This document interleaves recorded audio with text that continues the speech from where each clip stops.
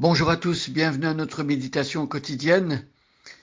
Aujourd'hui, c'est le premier jour du printemps et aujourd'hui également, nous arrivons presque à la fin de notre belle méditation sur le premier chapitre du livre de Ruth, un chapitre qui compte 22 versets. Et aujourd'hui, nous allons voir le verset 21 et demain, après-demain, nous allons voir les versets 21 et 22. Et puis nous aurons terminé la méditation dans le livre de Ruth. Combien de choses importantes nous avons apprises dans ce livre, comme d'ailleurs dans tout le reste de la Bible. La Bible est un livre inspiré de Dieu. Et s'il y a un livre qui peut nous aider à comprendre la nature humaine et la pensée de Dieu, eh bien c'est ce livre-là. Un livre qui a traversé les âges, les cultures, les langues, qui nous est parvenu intact. Parole de Dieu. Et Jésus lui-même a dit, le ciel et la terre passeront, mais ma parole ne passera point. Et c'est bien ce que nous voyons ici. L'homme est comme l'herbe et sa gloire est comme la fleur de l'herbe. L'herbe tombe et la fleur se fane, mais la parole de Dieu demeure éternellement. Nous allons lire à partir du verset 6 de Ruth, chapitre 1. Et je lis dans la traduction, la version Bible du Semeur. Alors, si vous avez une Bible à portée de main, suivez avec moi à partir du verset 6. Et aujourd'hui, nous allons nous arrêter au verset 20. Donc, il s'agit de Noémie lorsqu'elle apprit que l'Éternel était intervenu en faveur de son peuple et qu'il lui avait donné de quoi se nourrir. Noémie se mit en route avec ses deux belles-filles pour rentrer du pays de Moab. Elles quittèrent donc ensemble l'endroit où elles s'étaient établies et prirent le chemin du pays de Juda. Alors Noémie dit à ses deux belles-filles, « Allez et rentrez chacune dans la famille de votre mère. Que l'Éternel soit bon pour vous, comme vous l'avez été pour ceux qui sont morts et pour moi-même.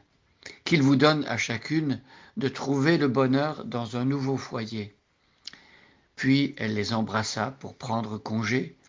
Les deux jeunes femmes pleurèrent à gros sanglots et lui dirent « Non, nous t'accompagnerons dans ta patrie. » Noémie leur répondit « Retournez chez vous, mes filles. Pourquoi viendriez-vous avec moi?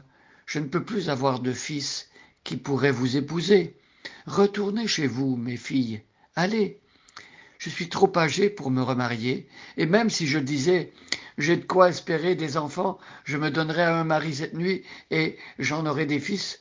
Attendriez-vous qu'ils aient grandi, et renonceriez-vous pour cela à vous remarier? Bien sûr que non, mes filles. Je suis bien plus affligée que vous, car l'Éternel est intervenu contre moi. » Alors les deux belles filles se mirent à sangloter. Finalement, Orpa embrassa sa belle-mère, mais Ruth resta avec elle. Noémie lui dit « Regarde, ta belle-sœur est partie rejoindre son peuple et ses dieux.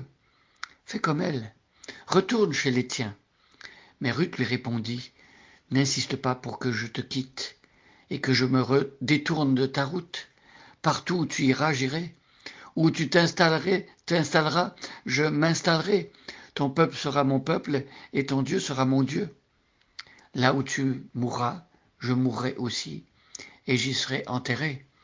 Que l'Éternel me punisse avec la plus grande sévérité, si autre chose que la mort me sépare de toi. » Devant une telle résolution à la suivre, Noémie cessa d'insister, et elles s'en allèrent toutes deux ensemble jusqu'à Bethléem.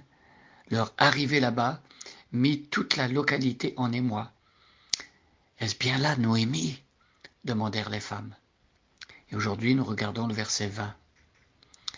Elle leur répondit, « Ne m'appelez plus Noémie, l'heureuse. Appelez-moi Mara, l'affligée, car le Tout-Puissant m'a beaucoup affligée. » Alors ici, Noémie répond à la question du comité d'accueil, si on veut, de ces femmes, de ces personnes qui étaient à l'entrée de la ville et qui ont vu Noémie arriver avec Ruth et qui se sont demandé, mais est-ce que c'est bien Noémie? Ça faisait tellement longtemps que Noémie était partie et puis elle avait changé, frappée par l'épreuve, et avec les années en plus, est-ce que c'est bien elle? Et, et elle répondit oui, c'est moi. Mais Noémie a voulu dire autre chose. Ne m'appelez plus Noémie. Son prénom, en hébreu, veut dire l'heureuse. Et donc, Noémie a voulu faire savoir à ses compatriotes, aux personnes du pays de Juda, de Bethléem, qui étaient restées pendant la famine, que finalement, elle revient au pays, mais elle n'est plus heureuse. Elle n'est pas heureuse. Elle dit, ne m'appelez plus Noémie, le bonheur l'a quittée. Mes amis, parfois, nous pouvons être croyants, nous pouvons avoir placé notre confiance dans le Dieu unique et traverser des moments où il semble que le bonheur s'enfuit. Euh, euh, Dit sincèrement, lorsque des gens nous posent la question es-tu heureux, on aurait parfois du mal à dire que nous sommes heureux tellement les épreuves nous affligent, tellement il y a des moments difficiles. Mais vous savez, c'est pas parce que on ne vit pas au jour d'aujourd'hui le bonheur et c'est pas parce que on a envie de sauter de joie que Dieu est absent ou que on a abandonné la foi ou que on n'est plus vraiment chrétien ou chrétienne. Euh, il y a de ces moments dans la vie où on a du mal à comprendre ce qui nous arrive. Ce qui nous arrive est vraiment difficile. Et moi, je compatis aujourd'hui avec des personnes qui traversent des épreuves tellement nombreuses et tellement difficiles que elles ont du mal à dire qu'elles sont heureuses. Ne perdez pas courage, parce que Dieu n'a pas dit son dernier mot. Et parce que même au travers de la tristesse, la main de Dieu peut se manifester et Dieu peut encore transformer nos pleurs en cris de joie. Il y a des psaumes qui disent que le matin, le soir, ce sont les pleurs et le matin, le jour suivant, c'est l'allégresse. Donc tout est possible. Dieu peut renverser des situations les plus difficiles, les plus inextricables. Et on va voir dans la suite du récit que justement, Noémie ne va pas rester sur cette note de malheur. Elle va retrouver le bonheur.